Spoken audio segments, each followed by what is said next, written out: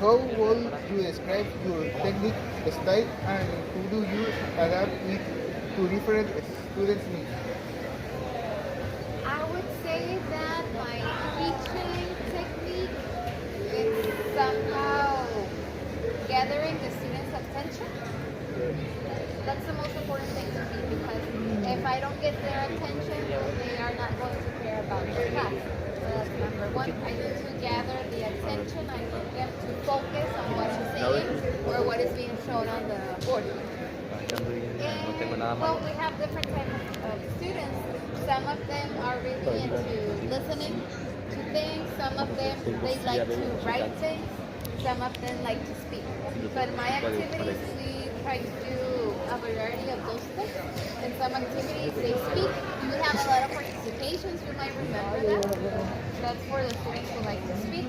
Also, we have plenty of activities where they have to write something, but I always try to make those writing like personal.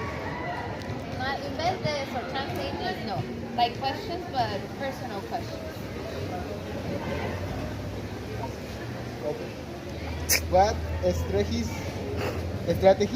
do you use to make English lesson engaging and interactive? Well, you already know last semester I was your teacher. We have the song of the week. Every time that we have our first class of the week, I play a song, and that helps the students to be aware of what they're listening to. Because sometimes we listen to music, but we don't pay attention to the lyrics, and because of the rhythm, we don't know what the song says. So somehow that helps them to be engaged with the class. Also, the participations. Now they need to be paying attention so they can participate and receive the participation. That's important. That's how I believe I engage them into my activity. Ya van 2 minutos, bro. Y ese nivel. Uh, Three, how do you incorporate speaking and listening practices in a classroom where students are hesitant to participate? Oh my.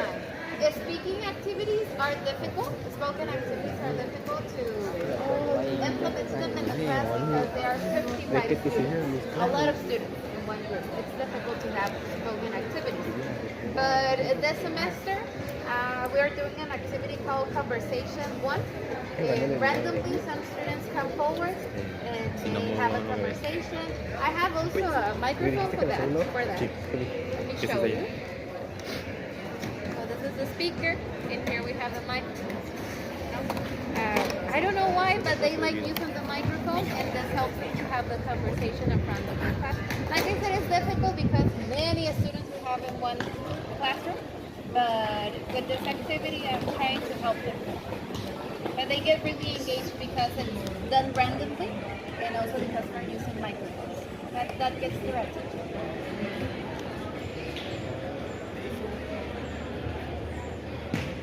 4. How do you assess students' progress beyond traditional exams? Besides the exam, because I do apply exams, I also I ask them to do a project. Normally in this project, it's something related to their life or something where they show me their creativity.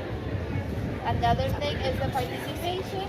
It's part of the evaluation criteria. And then we have the activities. So it's not only the test, but there are other types of activities that help them to gather the 10 points that they need for the subject or the points that they feel happy with. That's how I try to work with my class. 5.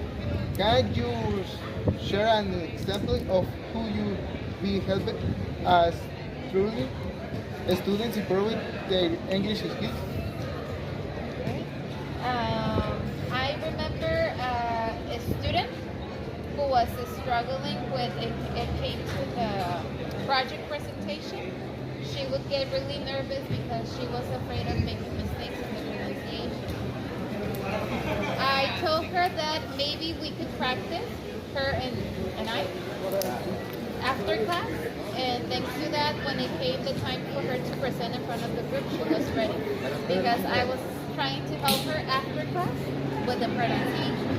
And that helped her, or that helped her to increase her confidence. 6. How do you integrate technology or digital tools into your lessons? For instance, when it's time to select someone to participate, I use a web page that helps me select the students. So it's not only me waiting to see who wants to participate. I use internet to decide who's going to participate. Also, you already know I use a lot of PowerPoint slides. And the song of the week, I get it from the internet. So there's technology all around my class. I use technology. 7. What do you think is the biggest challenge in the teaching English, and how do you overcome it?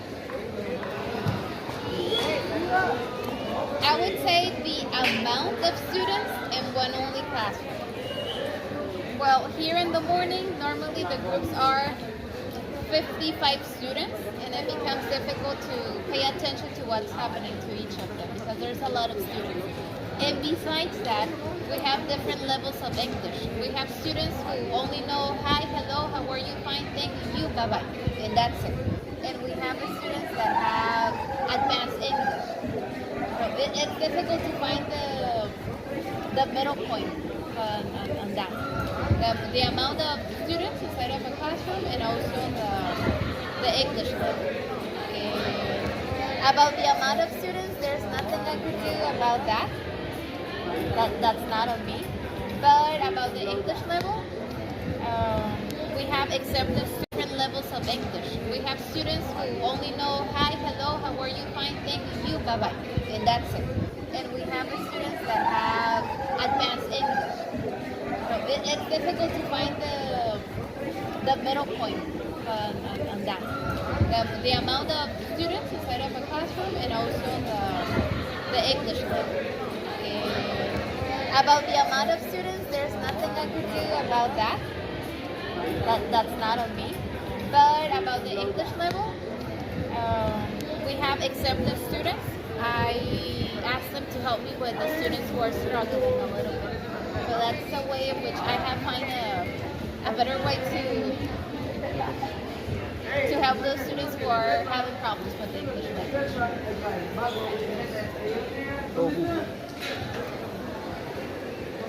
Hey, how do you handle classroom management while the students of different levels of behavioral issues? Classroom management. I'm struggling a little bit with that aspect.